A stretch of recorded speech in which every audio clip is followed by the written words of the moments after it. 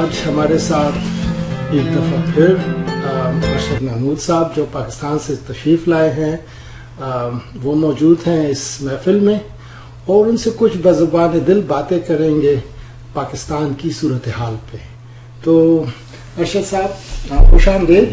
اور آپ سے جاننا چاہیں گے کہ آپ کا تبصرہ کیا ہے, یہ کیا ہو رہا ہے آج کل پاکستان میں؟ پاکستان میں آج کل وہی ہو رہا ہے جو پچھلے 70 سال سے ہو رہا ہے. بات یہ ہے کہ پاکستان کا جو بنیادی تضاد ہے پاکستانی ریاستی سیٹ اپ کا اور پولیٹیکل سیٹ اپ کا, وہ روز اول سے وہ یہ رہا ہے کہ پاکستان کی جو سیاسی اور جمہوری جو عمل ہے وہ عوام کو تفویض کیا جائے یا نہ کیا جائے. تو ہوا یہ ہے کہ آپ کو پتہ ہے کہ پاکستان کو بننے کے فوراً بعد ہی ایک سٹرانگ مضبوط مرکز جو ہے, ایک جس کے پیچھے ایک مضبوط اسٹیبلشمنٹ ہو, وہ پاکستان کے سیاسی اور ریاستی معاملات کو کنٹرول کرے یا ڈکٹیٹ کرے. تو پارلیمنٹ کے اوپر بھروسہ یا عوام پر بھروسہ جو ہے کہ عوام کے چنے ہوئے نمائندے جو ہیں وہ ریاست اور حکومت اور گورننس کے لیے اپنے فیصلے کریں. چنانچہ آج ہم جو دیکھ رہے ہیں, آج جو کچھ ہوا ہے کہ پچھلے دنوں یا پوری ایک موومنٹ چلی پاناما لیکس کے فوراً بعد, ایک اس کو بہانہ بنا کے آگے لے جایا گیا, اور جو نواز شریف تھے وہ لگتا ہے صحیح ہے کہ وہ ایک حالات کے بہاؤ میں بہتے چلے گئے, ایک اپنی میں تو کہوں گا کہ معصومیت میں بہتے چلے گئے. کہ انہوں نے کہا کہ سو کہ فائن کہ بھئی اگر تھرو پراپر پروسیس ہوتا ہے تو وہ شاید وہ سمجھتے تھے کہ کوئی پرابلم نہیں ہے. کیونکہ یہ جو ہے یہ الزامات جو ہیں یا یہ جو داغ ہیں آپ کہہ رہے ہیں, یہ کوئی نئی چیز نہیں ہے. وہ آج نیا کوئی حکمران بنے نہیں تھے, 35-40 سال کے وہ ان کی پس منظر ہے, ان کا سیاسی بھی اور ان کے بزنس کا بھی. بزنس کا تو پاکستان بننے سے پہلے کا ہے ان کا. تو میرا خیال میں کہ وہ یہ سمجھتے رہے کہ ایک پراپر پروسیس چلتا ہے تو وہ اپنے لیے شاید خود کو خطرے میں محسوس نہیں کرتے ہوں گے, تو اس لیے انہوں نے اس کو جے آئی ٹی اور سپریم کورٹ کے پاس بھی لے گئے, پھر جے آئی ٹی پر بھی راضی ہو گئے اور اس سارے پروسیس پہ. جیسے کہتے ہیں نا کہ کسی کو پر چپکے سے وار کرنا اور اچانک وار کرنا, مجھے لگتا ہے کہ نواز شریف پر کچھ ایسا ہوا ہے یا کیا گیا ہے. کیا کسی کو ان سے کیا گلہ ہو سکتا ہے؟ جو پاپولر پرسپشن ہے جو گفتگو کی وہ تو یہ کہ ان کے اوپر کرپشن کا چارج لگا ہے, اس لیے ان کو اپنی صفائی دینی چاہیے. تو کسی کو ایسا کیا گلہ ان سے ہو سکتا ہے کہ اگر وہ انصاف کی توقع کر رہے تھے اور ان کو انصاف نہ ملے, تو کیا ہم اپنی عدلیہ پہ کوئی سوال اٹھا رہے ہیں ان کے کردار پہ؟ اس حوالے سے دیکھیں, اگرچہ یہ چیز بات بڑی حساس قسم کی ہے جی, اور سو کارڈ نہیں ہم صرف اپنا ایک ذاتی اوپینین کیا ہم کسی کو کسی ادارے پہ کسی پہ کہ کوئی چیز نہیں ہے, صرف انفر کر رہے ہیں وہ حالات سے. تو ظاہر ہے کہ اداروں میں بھی جو لوگ بیٹھے ہوتے ہیں وہ بھی انسان ہیں. بالکل ٹھیک ہے نا. بالکل. تو اس لیے میرے خیال میں ایز سچ کوئی بھی ادارہ جو ہے وہ بھی کوئی اتنا اس کو مقدس بنا کے پیش نہیں کرنا چاہیے یا اسے خود کو نہیں سمجھنا چاہیے. انسان ہیں ہم پر, سب پاکستانی ہیں اور سب کے کچھ مفادات بھی ہوں گے, کچھ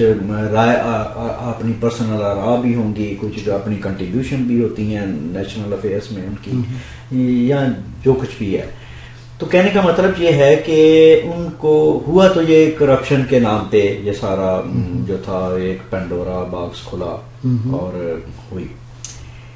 لیکن اس میں جو گڑبڑ ہے, جو بیسک جو بات ہے, وہ 2-3 چیزیں یہ دیکھنے والی ہیں کہ مثلا اس کو ایک کرپشن کا چارج میرے خیال میں شاید ایک سول مقدمہ ہی ہو سکتا ہے نا. جی کسی پہ بھی ہو, آپ پہ ہو, یار میں نے کوئی رشوت کھائی ہے, میں نے ٹیکس نہیں دیا, میں نے کوئی مال لوٹا ہے, تو میرے خیال میں سول مقدمہ, یہ شاید سول مقدمہ ہی ہوتا ہے, یہ کوئی قتل کا مقدمہ تو ہے نہیں ہے. تو یہ سول مقدمہ ہے تو پھر ہونا چاہیے یہ کہ سول جوڈیشری جو ہے اور یہاں سول جو ادارے ہیں وہ اس کی تحقیق بھی کرتے اور اس کو کسی نتیجے پہ پہنچاتے. ٹھیک ہے. لیکن جو ہم نے دیکھا یہ تو ہوا یہ کہ اس میں ایک ہماری ریاست کے جو حساس ادارے ہیں جن کا براہ راست سول معاملات سے کوئی تعلق نہیں ہے, مطلب قانونی طور پہ کوئی تعلق قانونی بھی نہیں ہے, ریاستی طور پہ بھی ان معاملات پہ نہیں, مطلب رہے ہیں وہ, یہ تو ہر ایک علم میں ہے کہ اور یہاں تک کہ اظہر خان کیس میں عدلیہ کو اپنی ججمنٹ میں کہنا پڑا کہ آپ اب کے بعد کبھی بھی کسی سیاسی مسئلے میں نہ پڑیں, دور رہیں. تو آپ کے کہنے کا جو میں مطلب سمجھ رہا ہوں وہ یہ کہ عدلیہ نے خود اپنے اس فیصلے کی نفی کی ان کو ایک سیاسی معاملے میں یا ایک سول معاملے میں ملوث کر کے. اچھا یہ بھی کیوں ہوا؟ اس کا ظاہری ہوا یہ کہ ہمارے ہاں یہ بات مشہور کر دی گئی ہے کہ جو سول, چونکہ نواز شریف ایک چیف ایگزیکٹو ایز اے وزیر اعظم کے طور پہ موجود ہے, تو اس کا جو سول, چونکہ سارے ادارے اس کے ماتحت ہیں, تو لہٰذا چونکہ ہمارے ہاں ایک انفلوئنس کا بہرحال ایک پرسپشن تو ہے, ایک طریقہ تو ہے, اس میں تو کوئی شک نہیں ہے. تو یہ اس کو ایک بہانہ بنایا گیا کہ چونکہ اس کے متحد سول ادارے ہیں تو وہ شاید انصاف کے مطابق یا غیر جانبداری سے اس معاملے کی تحقیق نہ کر سکیں. تو چنانچہ کیا ہوا کہ انہوں نے عسکری اداروں کی جو انٹیلیجنس ایجنسیاں تھیں ان کو شامل کر دیا. اب ہمارے ہاں یہ مسئلہ یہ ہے کہ بات کچھ بھی ہو, ہم پاکستان کے اندر کوئی بھی کرائسس ہو, کوئی بھی مشکل حالات ہوں, تو وہ ہم کال کرتے ہیں کہ عسکری ادارے جو ہیں ان کے متحد یا ان کی شرکت سے یہ کام کیا جائے. یہ پرسپشن یہ ہے کہ وہ کام ایک غیر جانبداری سے ہوگا اور ایک اچھا ہوگا. اب لیکن ہم چاہیں یا نہ چاہیں, کہہ سکیں یا نہ کہہ سکیں, پاکستان میں ایسا ہے نہیں ہے. ہمیشہ سے ہماری عسکری اسٹیبلشمنٹ کا ایک اپنا نقطہ نظر رہا ہے. پاکستان کی گورننس کے معاملے میں, پاکستان کی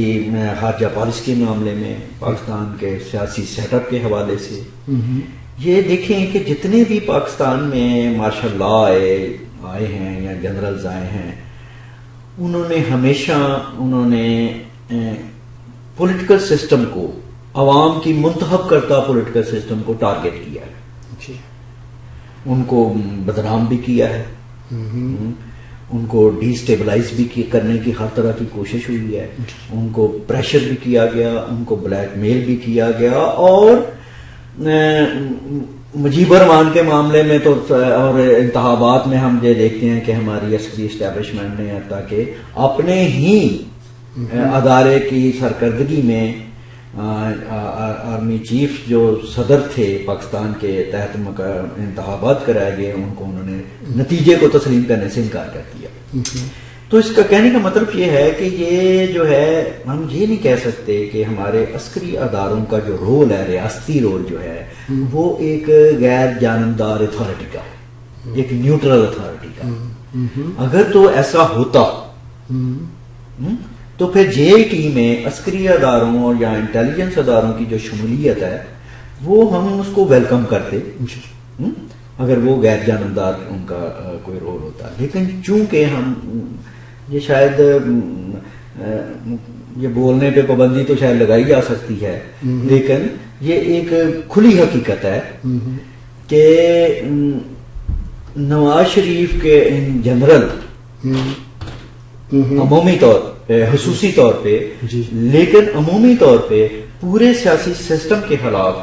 اور پوری سیاسی قیادت کے خلاف وہ کوئی بھی ہو، اس کو گندا کرنا، اس کے امیج کو خراب کرنا جو ہے وہ ایک خاص کتوں کی ہم دیکھتے ہیں کہ ان کی دلچسپی رہی ہے. ایک پورا کمپین چلتا ہے، پورا میڈیا پہ کنٹرول ہے، نہ صرف ان کے اپنے چینلز ہیں بلکہ انہوں نے اپنے اینکر بھی لے لیے. تو اس قدر انفلوئنس ہے جو ایک مسلسل ایک anti civilian political setup, ایک امیج جو ہے ایک خاص ایک ریاستی اداروں کی طرف سے ایک نظر آتا ہے. لیکن مصیبت یہ ہے کہ ان ریاستی خاص طور پہ جو ہے ہمارے عدلیہ جو ہے، عدلیہ کا پورا 70 سال سے کردار دیکھ لیں، ٹھیک ہے، انہوں نے ان پر عسکری اسٹیبلشمنٹ کا ہمیشہ سے ایک انفلوئنس رہا ہے. یہ کوئی تحریک کا حصہ ہے. اگر کوئی اس کو مانے یا نہ مانے یا کوئی کہے کہ ہم کوئی توسط کی وجہ سے یہ بات کر رہے ہیں، یہ بڑی ننگی قسم کی حقیقتیں ہیں. لیکن ارشد صاحب، ہم اکثر کہتے ہیں افتخار چودھری صاحب کی اس تحریک کے بعد اب یہ ایک نئی عدلیہ ہے، انڈیپینڈنٹ ہے. اسی طرح جب قمر باجوہ صاحب آرمی چیف بنے تو ان کے متعلق بھی یہ پڑھنے کو آیا کہ وہ بڑے ایک لبرل سوچ کے اور نئی سوچ کے جرنیل ہیں، اور اب شاید یہ ایک نیا دور ہے.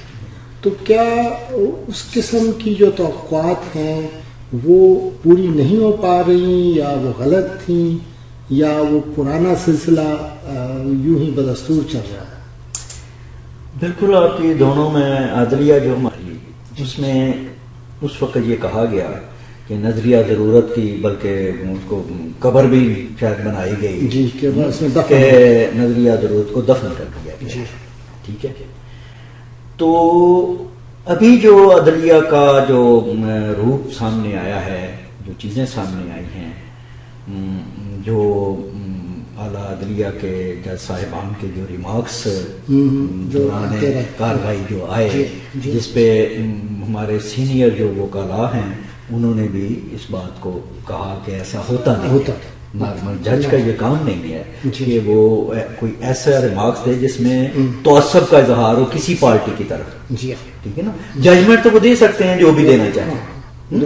لیکن ریمارکس باقاعدہ کہیں وہ کارروائی کے دوران ابھی نتیجے پہ نہیں پہنچے، ابھی چیزیں شاختیں پوری سامنے نہیں آئی، ہوتا ہوا دکھائی دے. تو ایسا جب اگر جج ہی کسی پارٹی کے بارے میں جس پہ الزام ہے اس کو اگر وہی مافیا قرار دے دے اور گاڈ فادر کہہ دے، تو میرا خیال میں کہ